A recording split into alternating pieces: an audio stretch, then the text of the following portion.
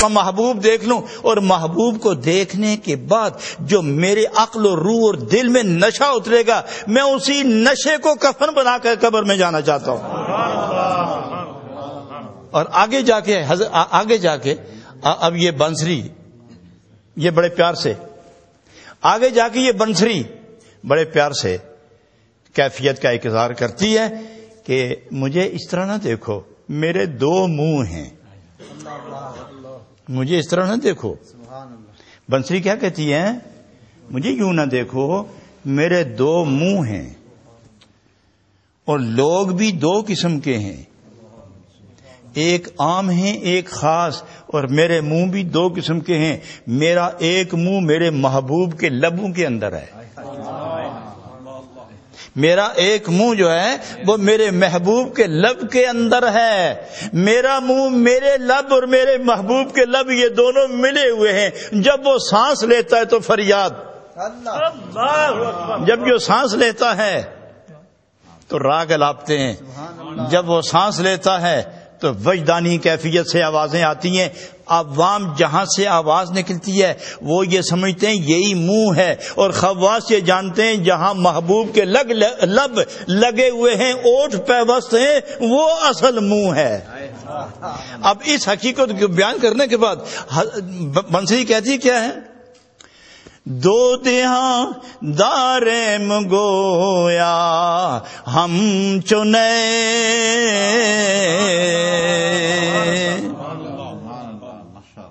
یہ بنسری دو منہ رکھتی ہے نا. تو جو عاشق ہے ان کے متعلق کیا خیال ہے؟ یہ جو مر گئے اس کی یاد میں ان کے متعلق کیا خیال ہے؟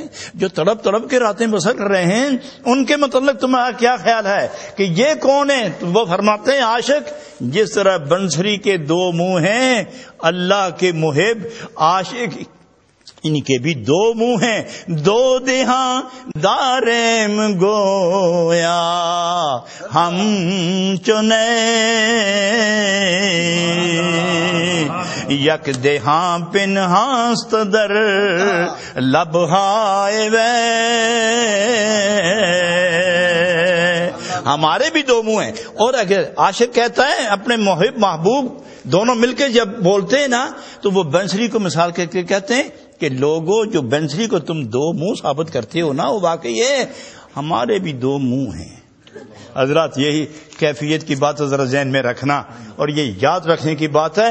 عاشق کہتا ہے محب کہتا ہے طالب کہتا ہے مقصود کے ساتھ مل کر, محب کہتا ہے محبوب کے ساتھ مل کر, عاشق کہتا ہے معشوق کے ساتھ مل کر, بندہ کہتا ہے بندہ نواز کے ساتھ مل کر, اور ساجد کہتا ہے مسجود کے ساتھ مل کر, عابد کہتا ہے معبود کے ساتھ مل کر, اور انسان کہتا ہے اپنے رب کے ساتھ مل کر. بنسری جس طرح دو منہ رکھتی ہے عاشقوں کے بھی دو منہ ہیں. عاشقوں کے بھی دو منہ ہیں. اور دنیا دار کے دو منہ ہوں تو اس کو منافق کہتے ہیں, اور دنیا دار کے غافل کے بدعمل جھوٹے کے اگر دو منہ ہوں اس کو منافق کہتے ہیں, اور صوفی عاشق ہو تو اس کو واقعی دو منہ ہوتے ہیں. ایک منہ قرب کی منزل میں ہوتا ہے, دوسرا منہ خلق خدا کو فیض دینے میں لگا رہتا ہے. تو وہ یہ مثال دیتے ہیں کہ جیسے بنسری کے دو منہ ہیں نا, ایک محبوب کے لبوں کے اندر ہے, وہاں سے سانس چلتی ہے پھونک لگتی ہے تو آگے سے آواز نکلتی ہے. اسی طرح پکے عاشق بندگان خدا, بندگان خاص مقربین الہ جتنے بھی لوگ ہیں ان کے بھی دو منہ ہیں, مگر فرق اتنا ہے ایک منہ ظاہر ہے ایک باطن, ایک نظر آتا ہے ایک نہیں نظر آتا. جو منہ نظر آتا ہے یہ نظر آنے والوں کے لیے ہے, اور جو منہ نظر نہیں آتا نہ نظر آنے والے کے لیے ہے. یہ ذہن میں رکھیے خاص, جو منہ نظر آتا ہے یہ نظر آنے والوں کے لیے ہے. دیکھو انسان نظر آتے ہیں, جن نظر آتے ہیں, بھوش نظر آتے ہیں, طیور نظر آتے ہیں, آسمان نظر آتا ہے, ستارے نظر آتے ہیں, چاند نظر آتا ہے, آفتاب نظر آتا ہے, ماہتاب نظر آتا ہے, دریا نظر آتا ہے, صحرا نظر آتا ہے, ہوا نظر آتی ہے, خلا نظر آتی ہے, صفوف سما نظر آتے ہیں, ذرے نظر آتے ہیں, قطرے نظر آتے ہیں, تنکے نظر آتے ہیں, ستارے نظر آتے ہیں, سب کائنات چلتی پھرتی نظر آتی ہے. تو یہ جو زبان تم ہماری دیکھتے ہو یہ ان کے لیے ہے جو دیکھتے نظر آتے ہیں, اور جو زبان نظر نہیں آتی یہ اس کے لیے جو خود نظر نہیں آتا. یہ ایک باطن کی زبان ہے، ایک ظاہر کی زبان ہے. باطن کی زبان باطن کے لیے ہے، ادھر اندر کی زبان جب محبوب سے ملتی ہے تو یہ جب دونوں بولتے ہیں تو پھر ظاہر کی زبان کھلتی ہے. حضرات یہاں میں ایک بہت بڑی بات خوبصورت کہنے لگا ہوں، ہو سکتا ہے کہ یہ آپ نے پہلی دفعہ سنی ہو، میں نے بھی پہلی دفعہ ہی پڑھی ہے.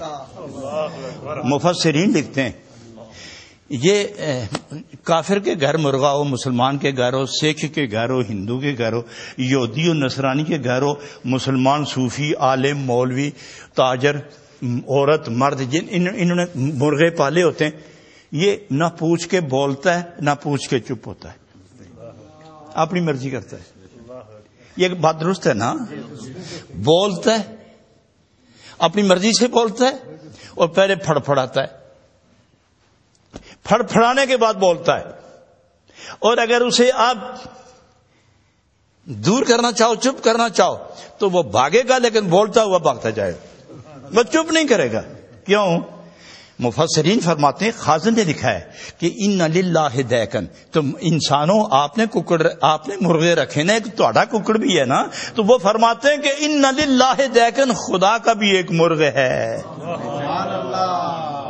خدا کا بھی ایک مرغ ہے، اس کے پاؤں زمین پر ہیں اور اس کا سر عرش عظیم کے ساتھ لگا ہوا ہے، اور اس کے پر مشرقین میں ہوتے ہیں اور مغربین میں ہوتے ہیں، اور ہر پر ہر عضو پر لکھا ہوتا ہے اللہ اللہ اللہ اللہ، اس کے سارے جسم پر اللہ لکھا ہوتا ہے. اور جب ظہر کا وقت ہوتا ہے، سحری کا وقت ہوتا ہے، تو یہ پرندہ آہستہ سے پر سمیٹتا ہے. تو جب یہ پرندہ پر سمیٹتا ہے، مرغ پر سمیٹتا ہے، تو ساری دنیا میں جتنے مرغے ہوتے ہیں وہ پھڑ پھڑانا شروع ہو جاتے ہیں، وہ پھڑ پھڑانا شروع ہوتے ہیں. اور جب وہ مرغ اذان دیتا ہے، اللہ اکبر کہتا ہے، تو پھر یہ مرغے بولنا شروع ہو جاتے ہیں، یہ مرغے بولنا شروع ہو جاتے ہیں. اندازہ لگاؤ کہ یہ جو دنیا کے جتنے مرغ ہیں، انہیں یہ کوئی مغرب میں ہے، کوئی مشرق میں، کوئی شمال میں ہے، کوئی جنوب میں، کوئی فضا میں ہے، کوئی کہاں ہے، اور کوئی جنگلوں میں ہے، کوئی صحراؤں میں ہے، اور کوئی دریاؤں کے کنارے ہے، کوئی بستیوں میں ہے، کوئی شہروں میں ہے، کوئی دیہاتوں میں ہے، کوئی کہاں ہے، لیکن انہیں اپنا وقت معلوم ہے. ان کے پاس نہ گھڑی ہے، نہ کہ کوئی بتاتا ہے کہ وقت ہو گیا ظہر کا، نہیں، وہ ان کا تعلق اس کے ساتھ ہوتا ہے. وہ حرکت کرتا ہے تو یہ حرکت کرتے ہیں، وہ بولتا ہے تو یہ بولتے ہیں. اگر مرغ کے اطاعت میں اتنا قریب چلا گیا کہ اس کی ہر حرکت پر مرغ حرکت کرتے ہیں، تو عاشق، خدا کا عاشق، یہ تو ساری کائنات کیا فرشتوں سے بھی برتر ہے. تو جب اس کا تعلق خدا کے ساتھ ہوتا ہے تو پھر یہ خدا کی مرضی کے سامنے رہتا ہے، جیسے مرضی خدا کی ویسے حرکت اس کی. تو وہ جو اندر کی زبان ہے، وہ جو اندر کی زبان ہے، وہ جو اس مومن کی اندر کی زبان ہے، یہ براہ راست خدا کی زبان کے ساتھ. خدا بولتا تو یہ بولتے، خدا نہیں بولتا تو یہ نہیں بولتے. خدا بولتا ہے تو یہ بولتے ہیں، خدا نہیں بولتا تو یہ نہیں بولتے. اس لیے فرمایا کہ میرے محبوب وما ينطق عن الهوى وما ينطق عن الهوى ان هو الا وحی یوحی. کب میرا محبوب